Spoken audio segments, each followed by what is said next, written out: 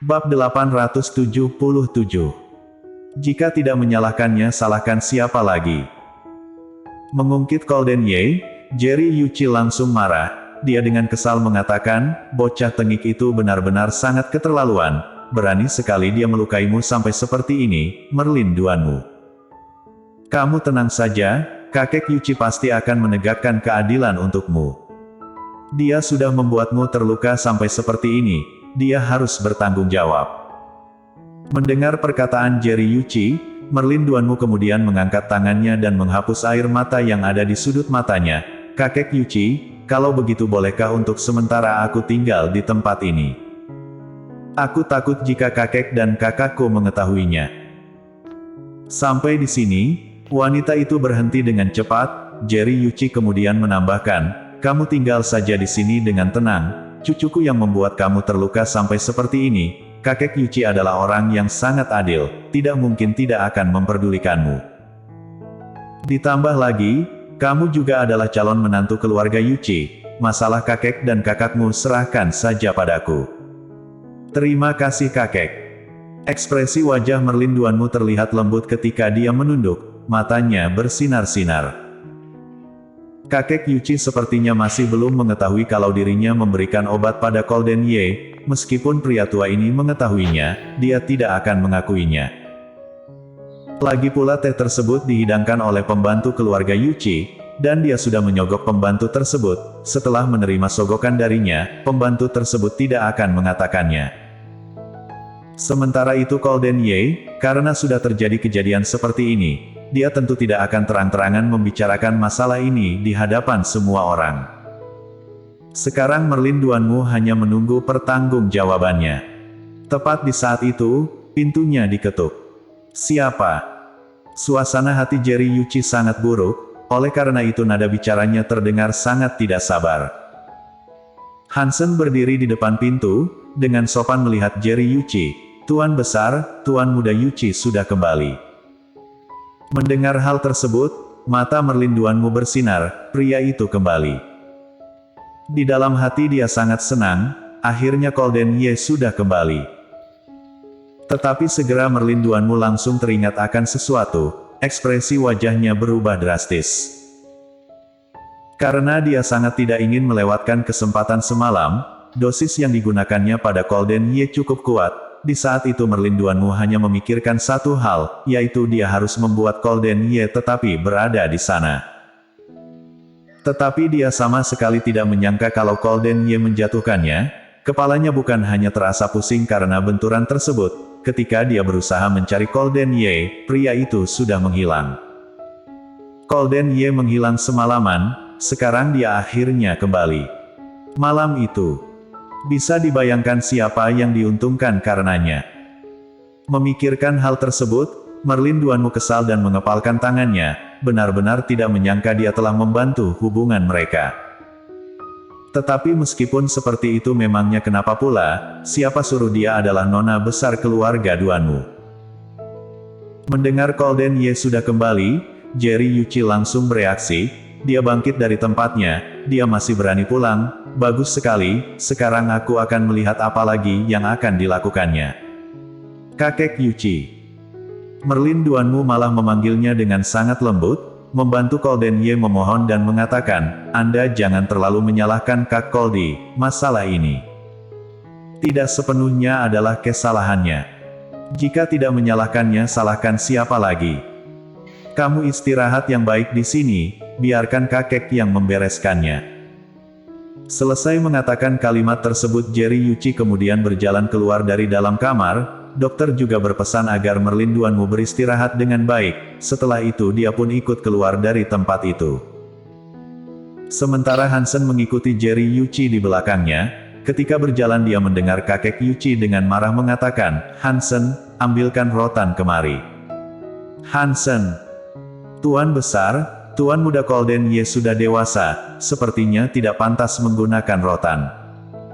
Pandangan Tuan besar Yuchi cukup tradisional, oleh karena itu sampai sekarang mereka masih memiliki rotan. Mendengar hal tersebut, langkah Jerry Yuchi langsung terhenti, dengan tidak senang bisa melihat Hansen. Hansen, Apa maksud dari perkataanmu ini? Meskipun ia sudah dewasa, tetapi dia melukai merlinduanmu sampai seperti ini. Jika tidak menggunakan rotan dia tentu akan lupa diri. Mendengar hal tersebut, Hansen menyentuh hidungnya, membantu Kolden Ye mengatakan. Meskipun Tuan Muda Koldi belum lama tinggal di tempat ini, tetapi jika diperhatikan Tuan Muda sepertinya bukan orang yang mudah terbawa emosi. Bagaimanapun Nona Duanmu adalah seorang wanita, meskipun Tuan Muda Koldi marah, tidak mungkin dia sampai melukainya. Cara berpikir Hansen berbeda dengan Jerry Yuchi, tapi bagaimanapun dia hanyalah pengurus rumah, masalah ini bisa disebut sebagai masalah yang tidak ada hubungannya dengan dirinya. Karena dia hanyalah orang luar, dia tentu bisa melihatnya dengan sudut pandang yang berbeda dengan Jerry Yuchi. Sekarang Jerry Yuchi sangat keras kepala, dia juga merasa kalau yang dilakukan oleh cucunya sudah sangat keterlaluan. Tetapi menurut Hansen, Tuan Muda Koldi Yuchi sepertinya bukan orang yang bisa melakukan hal tersebut. Tetapi meskipun seperti itu, kata-katanya barusan sepertinya juga sedikit diterima oleh Jerry Yuchi. Mata pria itu memicing, memperhatikan Hansen dengan seksama. Jadi, maksudmu?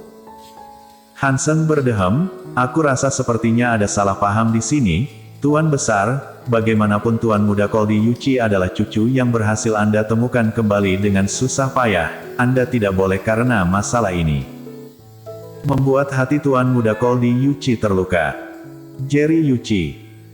Tidak bisa dipungkiri, Hansen memang orang yang sudah sangat lama berada di sisinya, kata-katanya tadi langsung tepat mengenai kelemahan Jerry Yuchi. Terkadang dia juga merasa, yang sekarang dilakukannya seperti sedang mendesak cucunya, cepat atau lambat akan tiba hari di mana cucunya tidak akan lagi sanggup menahan semuanya. Tetapi membayangkan akhir tragis dari ibu anak tersebut. Jerry Yuchi merasa, meskipun dirinya menyebalkan, apanya yang salah di sini? Dia berharap cucunya bisa selamanya menemaninya. Memikirkan hal tersebut Jerry Yuchi kemudian menghela nafas, aku mengerti maksudmu, sudahlah, kamu jangan mengatakannya lagi, aku memiliki pemikiran tersendiri.